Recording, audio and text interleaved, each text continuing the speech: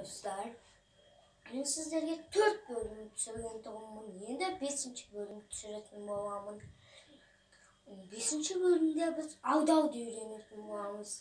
Аудау дегеніміз адамды аудап жүрміз.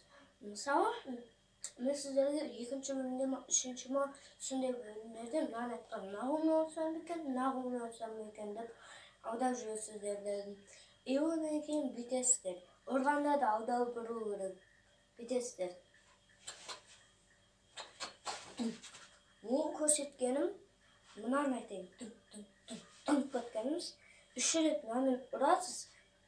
3 рет көзін жұмады, 3-сінде жұмғаннан кейін ескі ұрасыздар. Соя аудауға болады. Одан кейін бойына аудауға болады.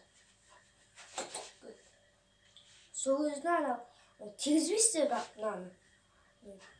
Оңға тезбейсіздер, әшейін бойынан жай тезесіздер. Ол дүнкетті 2 рет көзін жұмып қалғанда 3-ші удармен сықыт ұрасыздар.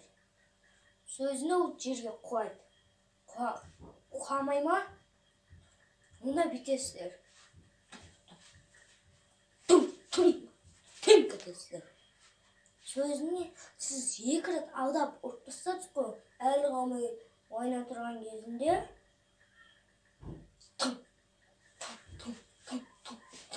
ұшыр қуатасыздар.